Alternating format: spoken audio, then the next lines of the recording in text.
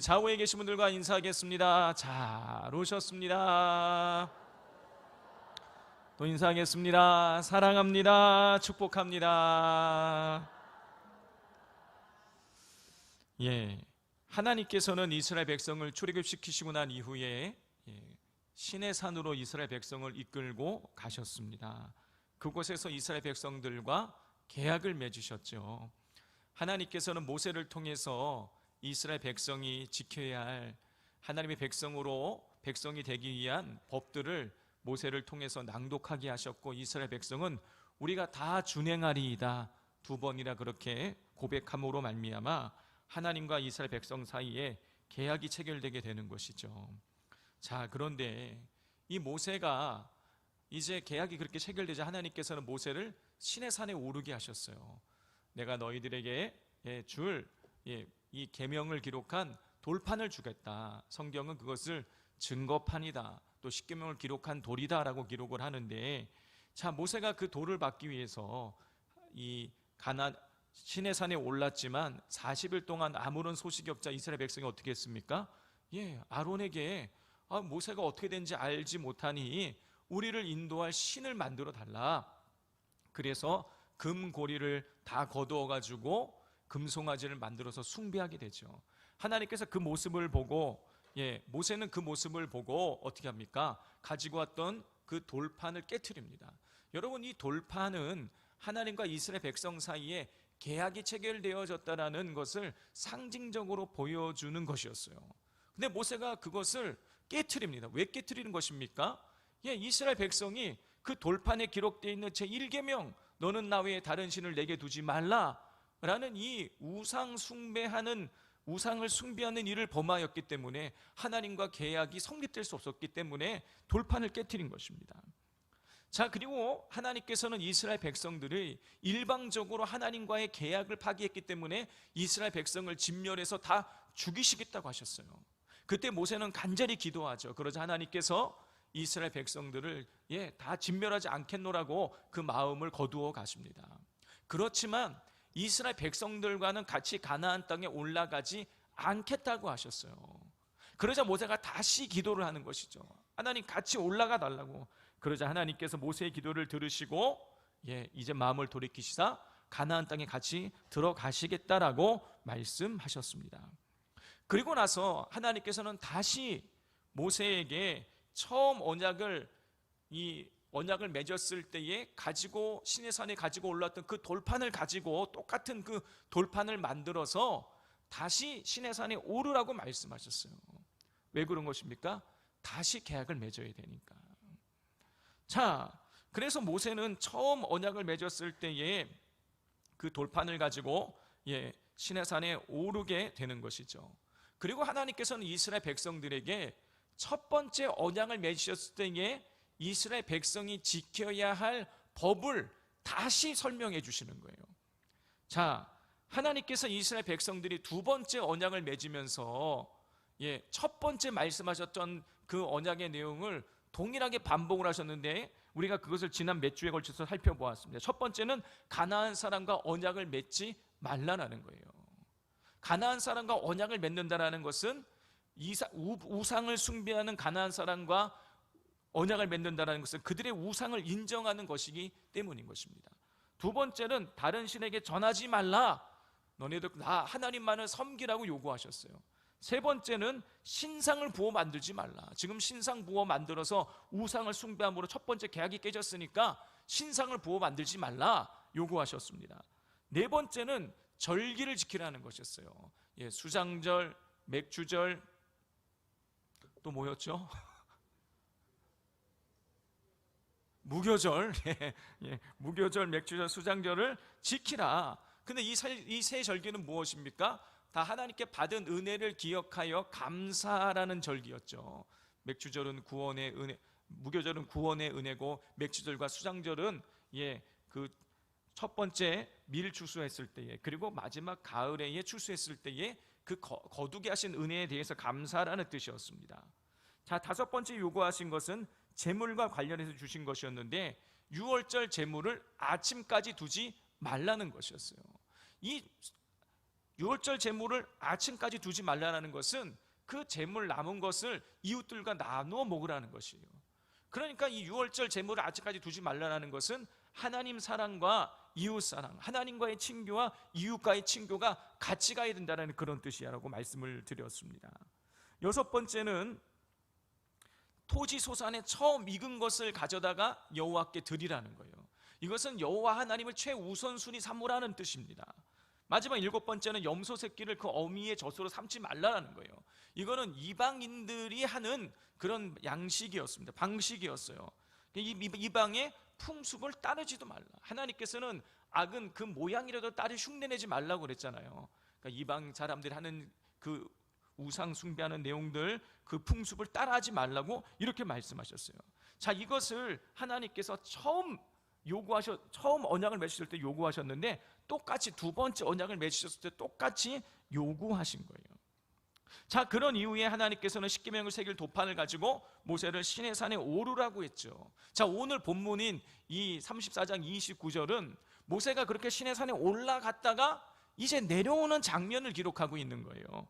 자, 29절을 같이 한번 읽겠습니다. 시작. 모세가 그 증거의 두 판을 모세의 손에 들고 시내산에서 내려오니 그 산에서 내려올 때에 모세는 자기가 여호와와 말하였으므로 말미암아 얼굴 피부에 광채가 나나 깨닫지 못하였더라. 성도 여러분, 모세는 시내산에 올라가서 하나님께서 친히 기록해 주신 그 돌판, 십계명을 새긴 그 돌판을 받아서 돌아왔습니다.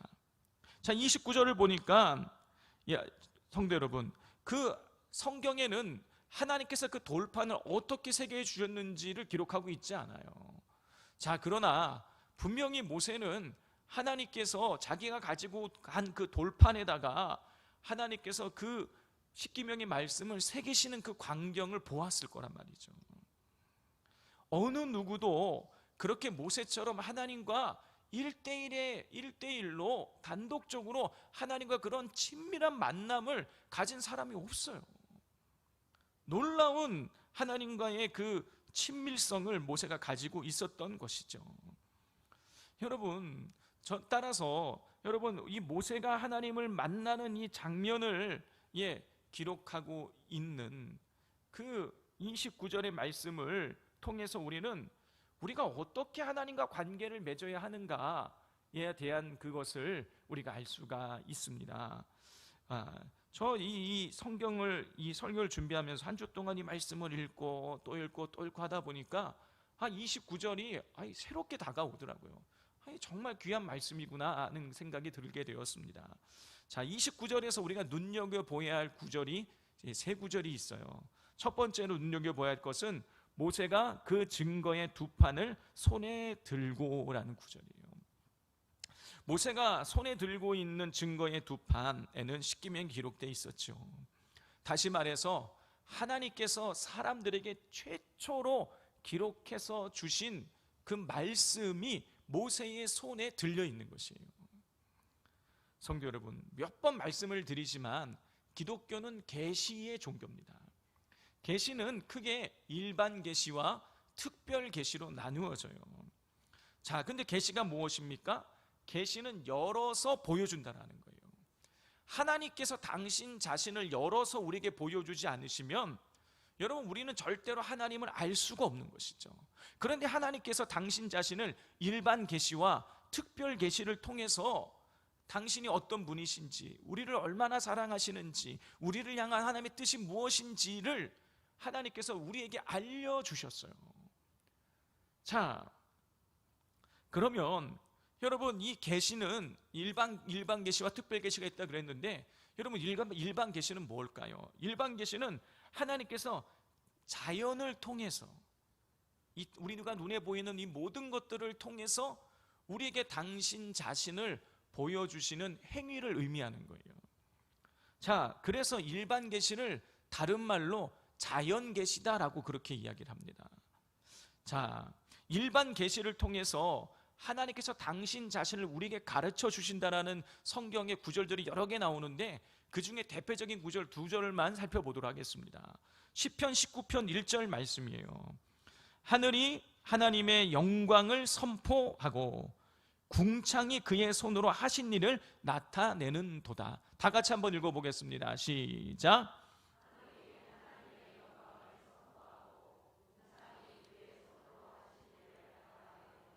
예, 구절을 보여주세요. 하나님의 영광을 뭐가 선포하고 있다고요? 하늘이 선포하는 거예요. 하늘이 하나님의 영광을 선포하고, 그리고 하나님의 손으로 하신 일을 누가 나타내고 있다고요? 궁창이 나타나고 있다는 거예요. 그러니까 자연이 하나님의 영광과 하나님의 그 손길을 우리에게 보여주고 있다는 뜻이에요. 자, 그리고 로마서 1장 20절 말씀입니다. 우리 보여주시죠. 다 같이 한번 읽겠습니다. 시작. 창세로부터 그의 보이지 아니하는 것들 곧 그의 영원하신 능력과 신성이 그가 만드신 만물에 분명히 보여졌나니 그러므로 그들이 핑계하지 못할지니라 그랬어요. 예, 하나님의 영원하신 능력과 신성이 어디를 통해서 알려지고 있다고요? 하나님이 만드신 만물을 통해서 알려지고 있다는 거예요. 이 땅의 우주 만물을 통해서 하나님의 영광과 하나님의 신성이 드러나고 있기 때문에 핑계하지 못한다는 거예요. 나는 하나님을 알지 못한다고 핑계할 수 없다라는 거예요. 우주 만물이 하나님을 증거하고 있기 때문에 그렇다라는 것입니다. 지난 주일날 우리 미켈란젤로 그림을 미켈란젤로가 아니라 레오나르도 다빈치 그림 우리가 보여드렸잖아요. 여러분, 이제 미술을 전공하는 사람들은요, 이 유명한 레오나르도 다빈치뿐만이 아니라 레오나르도 다빈치 작품뿐만이 아니라 레오나르도 다빈치 작품 중에도 알려지지 않은 것들을 그냥 딱 보면 이거는 레오나르도 다빈치 작품이야라고 금방 알 수 있어요. 붓의 터치라든가 색감이라든가 사람을 그리는 형태라든가 이런 걸 보면은요, 이건 레오나르도 다빈치가 그린 거야라고 금방 알 수 있다라는 것이죠. 왜냐? 이 채취가 남을 수밖에 없는 거예요. 우리 아이들도 우리 권사님들께서 김치를 자주 이렇게 조금씩 이렇게 갖다 주실 때가 있어요. 그러면 이제 김치가 어느 날 바뀌잖아요. 우리 권사님이 좀 갖다 주신 거 이제 다 먹고 나면 또 다른 김치 꺼내면은 애들이 그런 거, 김치가 맛이 달라 이래. 금방 아는 거예요. 누가 만든지는 모르지만 아는 거예요.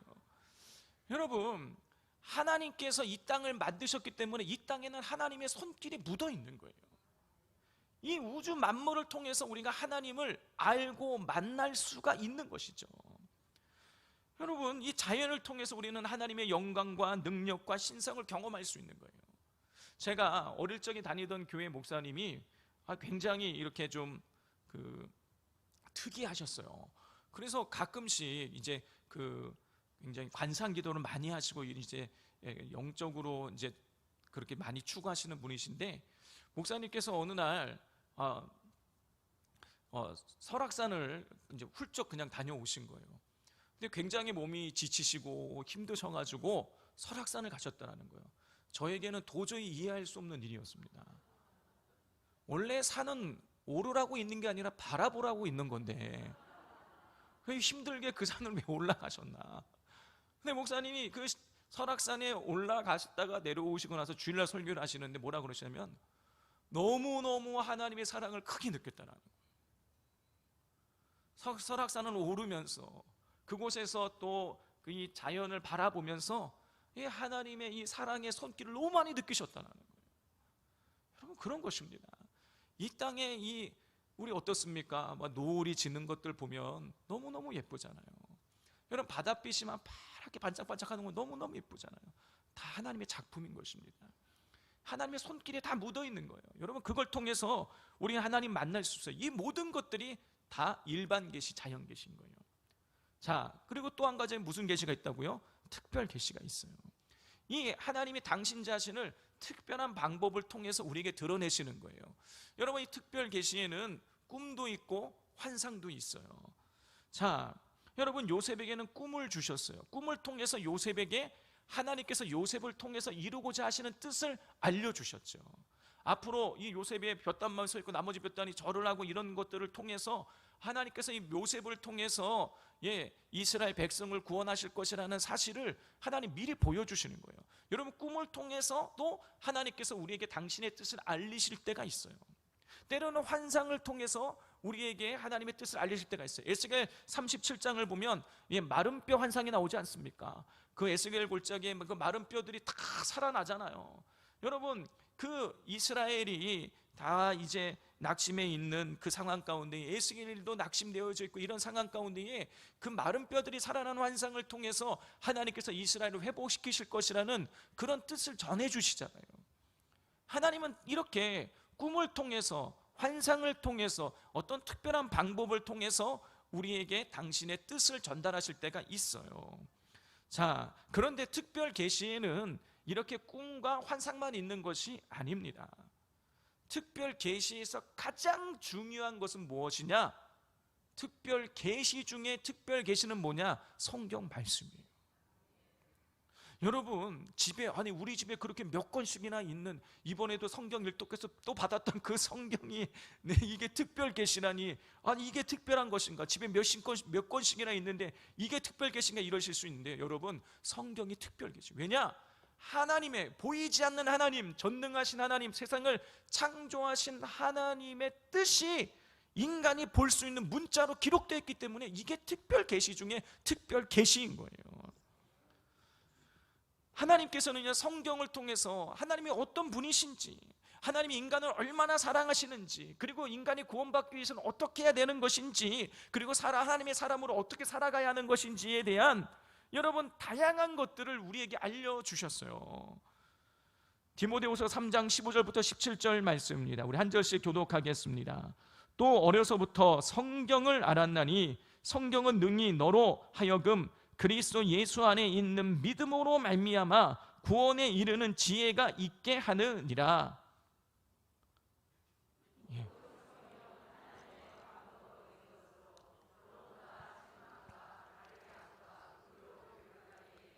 함께 읽겠습니다. 이는 하나님의 사람으로 온전하게 하며 모든 선한 일을 행할 능력을 갖추게 하려 함이라 그랬어요. 그렇습니다. 하나님께서는 성경을 통해서 우리에게 구원에 이르는 지혜를 주세요. 성경을 통하지 않으면 우리가 어떻게 죄사함 받고 어떻게 구원에 이를 수 있는지, 십자가의 은혜가 무엇인지 우리는 절대로 알 수 없어요. 이 성경을 통해서만이 우리는 구원에 이르는 지혜를 얻을 수가 있는 것이죠. 또 어떻게 또 이 성경을 통해서 우리는 하나님의 사람으로 온전하게 성장하고 그리고 선한 일을 행할 수 있는 능력을 우리가 갖출 수 있게 되어지는 것입니다. 그렇기에 성경을 읽지 않고는 절대로 하나님을 알 수 없고 구원받을 수도 없고 하나님의 사람으로 살아갈 수도 없는 것이죠.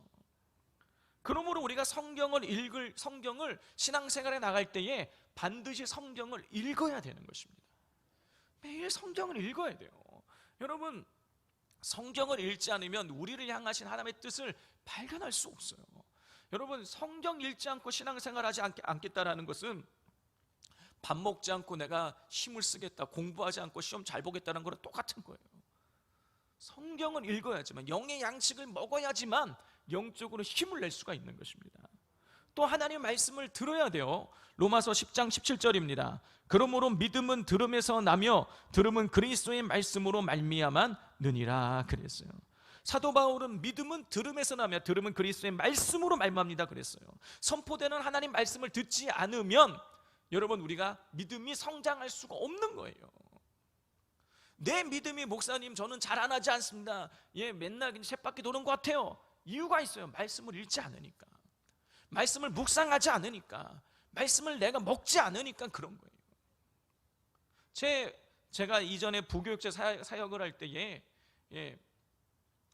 같이 저랑 같은 부서에서 제가 이제 교육기획국에 있었는데, 교육기획국에 같이 제가 국장이었고 이제 후배 목사님이 같이 있었어요. 근데 이 후배 목사님 정말 바른 생활 신실하신 목사님이셨어요. 이 목사님은 일단 교회를 오면 아침에 기도회를 다 마치고 나면 1시간씩 꼭 성경을 읽어요. 그래서 제가 너무너무 그게 신기해서 어떻게 이렇게 매일매일 성경을 꾸준히 읽을 수 있냐 그렇게 물어봤더니 이렇게 말하는 거예요. 목사님, 저는 제가 오늘 이 말씀 먹지 않으면 나는 죽는다, 이런 생각으로 읽는다라는 거예요. 여러분, 하나님 말씀을 먹어야 되는 것입니다. 읽어야 되는 거예요. 들어야 되는 거예요. 여러분, 그래야 우리의 믿음이 자라나게 되는 것입니다. 여러분, 종합해 보면 성경을 통해서 당신 자신을 하나님께서 우리에게 계시하실 뿐만 아니라 우리에게 구원의 길을 알려주세요. 여러분, 그러므로 우리는 신앙생활에 나갈 때에 모세가 하나님이 기록해 주신 그 돌판을, 하나님의 말씀이 기록된 그 돌판을 손에 꼭 쥐고 있듯이 여러분, 우리도 하나님 말씀을 꼭 쥐고 항상 그 말씀을 읽고 먹고 듣고 말씀과 동행하며 신앙생활을 해 나가실 수 있기를 바랍니다. 두 번째로 우리가 29절에서 눈여겨보아야 할 구절은 시내산에서 내려오니예요. 시내산에서 내려오니. 성도 여러분, 하나님께서는 첫 번째 돌판을 주실 때도 그렇고 두 번째 돌판을 주실 때도 그렇고 둘 다 시내산으로 모세를 부르셨어요. 하나님이 시내산에만 계신 분이신가요? 아니잖아요. 뭐 첫 번째 시내산으로 불렀는데 이스라엘 백성이 우상 숭배했으니까 두 번째 부를 때는 이스라엘 백성이 진치고 있는 좀 바깥쪽 광야로 부르신다든가 뭐 이래도 되는 거 아니겠습니까? 근데 왜 하나님께서는 왜 시내산으로 모세를 그렇게 부르신 것일까요? 여러분, 시내산은 어떤 곳입니까? 시내산은 여러분 뭐 우리나라 산처럼 무슨 나무나 풀이나 뭐 꽃이 있는 곳이 아니죠. 시내산은 척박한 곳입니다. 아무것도 볼 것이 없어요. 돌밖에 보이는 것이 없는 것입니다. 그런데 하나님께서는 그 아무것도 볼 것이 없는 척박한 시내산으로 모세를 부르셨어요. 그리고 모세가 시내산에 오를 때에는 이스라엘 백성들이 시내산에 접근하지 못하도록 하라고 명령을 내리셨습니다. 그러니까 모세는 홀로 단독적으로 시내산에 올라가서 하나님을 만난 것이에요. 성도 여러분, 우리가 신앙생활할 때에 이 어느 누구도 방해받지 않고 오직 하나님께만 집중할 수 있는 구별된 장소가 우리에게 필요합니다. 예수님께서도요, 시시때때로 누구의 방해도 받지 않는 곳을 찾아가셔서 예수님이 하나님을 만나셨어요. 제가 지금부터 네 구절을 읽어 드릴 텐데 네 구절에 반복적으로 나오는 내용이 뭔가 한번 찾아보시기를 바랍니다. 마가복음 1장 35절입니다. 새벽 아직도 밝기 전에 예수께서 일어나 나가 한적한 곳으로 가사 거기서 기도하시더니. 마가복음 1장 45절입니다. 그러나 그 사람이 나가서 이 일을 많이 전파하여 널리 퍼지게 하니 그러므로 예수께서 다시는 드러나게 동네에 들어가지 못하시고 오직 바깥 한적한 곳에 계셨으나 사방에서 사람들이 그에게로 나아오더라. 누가복음 4장 42절입니다. 날이 밝음에 예수께서 나오사 한적한 곳에 가시니 무리가 찾다가 만나서 자기들에게서 떠나지 못하게 만류하려 하며. 누가복음 5장 16절입니다. 예수는 물러가사 한적한 곳에서 기도하시니라 그랬어요. 이 네 구절에서 반복적으로 나오고 있는 것이 무엇입니까? 한적한 곳이에요. 예수님께서는요, 이 내용을 제가 읽어드린 내용들을 종합을 해보면 예수님께서는요, 전날 밤에 여러분 그 모든 귀신 들린 자, 모든 병자들을 다 고치시는 사역을 하셨어요. 하루 종일 사역하시고 해가 졌을 때에도 사람들이 찾아와서 병자를 고치고 귀신을 내어쫓는 사역을 하신 다음에 새벽에 아직 날이 밝기도 전에 한적한 곳에 가서 기도하셨어요. 예수님이 나병을 고치시자 사람들이 깜짝 놀라서 예수님을 찾을 때에 예수님은 또 한적한 곳에 가셔서 거기서도 또 기도하시는 거예요. 왜 예수님께서 그냥 그곳에 머물고 계신 곳이 아니라 한적한 곳을 찾아가셔서 그렇게 기도하신 것일까요? 여러분, 이유는 간단해요. 하나님께 집중하며 기도하기 위해서인 것입니다. 성도 여러분, 이 돋보기로 혹시 불을 붙여 보셨나요? 여러분, 돋보기로 불을 붙이려면 어떻게 됩니까? 빛을 모아야 돼요. 그냥 돋보기를 갖다가 햇빛에 비춘다 그래서 이 불이 붙는 게 아닌 겁니다. 돋보기를 이용해서 빛을 모아가지고 한 곳에다가 집중적으로 그 빛을 쬐게 할 때 여러분 그때 불이 생기는 거예요. 여러분, 마찬가지로 우리가 온전히 하나님께 집중하게 되면 여러분, 그때 하나님의 역사가 드러나게 되어지는 것입니다. 그렇게 예수님께서는 하나님께 집중할 수 있는 곳을 다니시면서 여러분 기도하셨던 것이에요.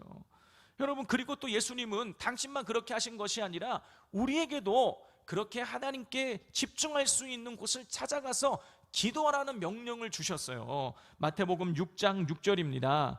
너는 기도할 때에 내 골방에 들어가 문을 닫고 은밀한 중에 계신 내 아버지께 기도하라. 은밀한 중에 보시는 내 아버지께서 갚으시리라 그랬어요. 예수님은요, 골방에 들어가서 문을 닫고 은밀한 중에 계시는 내 아버지께 기도하라고 말씀하셨어요. 무슨 얘기입니까? 하나님께 집중할 수 있는 곳에 가서 기도하라는 그런 뜻인 거예요. 저 개인적으로는 이 사람들에게 방해받지 않고 하나님께 집중할 수 있는 곳이 있습니다. 그건 어디냐면 이 목회실 안쪽에 작은 방이 하나 있어요. 한 2평이 채 되지 않을 것 같은데요, 거기에 작은 이 침대가 하나 놓여 있고, 그리고 사람 하나 빠져나갈 수 없는 작은 창문이 하나 있습니다. 그러니까 처음에 목회실 들어오면 목회실 문이 있잖아요. 그 문 열고 들어와서 또 문을 열고 또 들어가는 거예요. 그리고 이쪽에는 화장실이 하나 있는데 화장실에서는 바깥 소음이 좀 들리는데 화장실 문을 닫으면 다 문이 닫혀요. 이 소음이 완전히 차단이 됩니다. 거기에서 제가 기도를 합니다. 거기에서는 제가 자유할 수 있어요. 이 사람들의 시선으로부터 제가 자유할 수 있습니다. 그래서 하나님 앞에 제가 하고 싶은 이야기를 다 말씀드려요.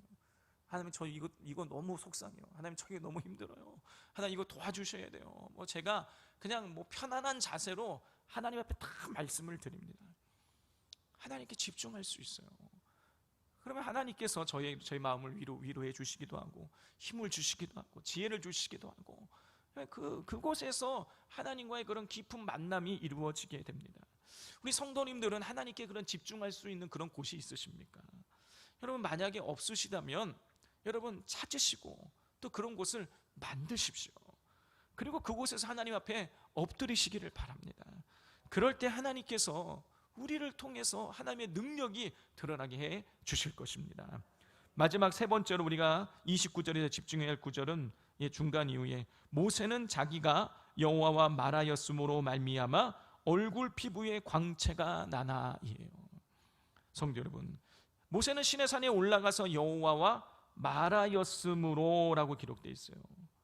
여러분, 모세가 여호와와 말하였다, 무슨 얘기입니까? 하나님과 대화 나눴다는 얘기예요.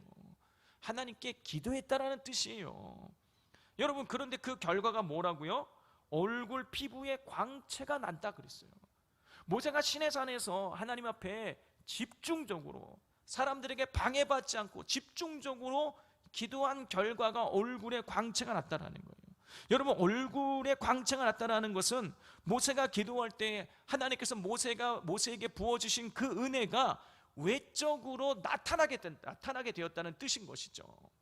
성도 여러분, 구별된 장소에서 하나님께 집중하면 하나님의 은혜가 우리에게 임하게 돼요. 하나님의 은혜가 임하게 되면 우리의 삶에 놀라운 변화가 나타나게 되어지는 것입니다. 제가 지난 5월 첫째 주 목요일부터 시작해서 매주 목요일마다 이제 저희 교회 인근에 있는 교회 목사님들과 같이 모여서, 부부와 같이 모여서 기도를 하고 있습니다. 저희 가정 포함해서 4가정이 같이 모여서 8명이 목사님, 사모님 같이 모여서 기도를 하고 있는데, 그때의 공통적인 기도 제목을 가지고 기도도 하고, 그리고 마지막에는 이제 각 교회의 기도 제목을 내놓고 같이 기도하는 시간을 갖습니다. 자, 그런데 언젠가 한 교회 목사님께서 이런 기도 제목을 내놓으시는 거예요. 그 교회가 어떤 큰 행사를 앞두고 지금 막 저녁 때마다 모여서 막 기도회를 하고 아침 저녁으로 모여서 기도회를 하는데, 교회 바로 옆에 붙어 있는 그 집이 한 채가 있는데 그 집 주인께서 시끄럽다고 하면서 막 교회를 찾아와서도 막 항의를 하고, 목사님께 전화를 해가지고 막 40분씩 1시간씩 막 시끄럽다고 막 하여튼 뭐 갖은 별 소리를 다 하고, 그래서 이게 자꾸 힘들어진다는 거죠. 기도를 하면서 이거 크게 기도하면 안 된다는 자꾸 생각을 하니까는 막 기도하기가 너무너무 힘들어진다는 것이죠. 그래서 이 기도 제목을 내어놓으신 거예요. 뭐라고 기도 제목 내오시면 그 주인 아저씨의 마음이 좀 바뀌도록 기도를 해달라는 거예요. 바뀌실 것 같으십니까? 이게 막 그냥 뭐 막무가내로 그냥 막 무대뽀로 전화해갖고 막 40분씩 1시간씩 막 그런 일을 그렇게 하신다 그러는데, 그래도 저희가 같이 기도한 거죠. 하나님 그 마음을 바꿔달라고. 저는 저희 교회 기도 제목도 아닌데 그 기도 제목 내놓고 나서 몇 주 동안 새벽 기도 할 때마다 제가 혼자 기도할 때는 그 기도라는 거. 너무너무 이게 제가 만약에 그러면 얼마나 괴로울까 이런 생각이 드니까 그걸 위해서 계속 중보하게 되었어요. 근데 이제 몇 주가 지나고 나서 이제 또 목요일날 기도 모임 모였는데 목사님 간증을 하시는 거예요. 어느 날 그 또 기도 모임을 하고 그러는데 그분이 전화를 하셔가지고 이 정도는 기도해도 괜찮다고, 이 정도 소리는 괜찮다고. 그래서 전화 받고도 너무 깜짝 놀랐다는 것이죠. 도저히 불가능할 것처럼 보이지만 우리가 하나님께 우리의 마음을 드리고 집중하여서 기도하면 여러분 도저히 바뀌지 않을 것 같은 그 강팍한 마음도 하나님 바꾸어 주시는 것입니다. 여러분, 우리가 기도하면 우리가 한적한 곳을 찾아가서 하나님께 집중할 수 있는 골방을 찾아가서 하나님 앞에 집중하며 기도하며 나아가면, 그리고 말씀을 부여잡고 기도하고 나아가면 하나님의 놀라운 응답으로 우리 함께 하실 줄 믿습니다.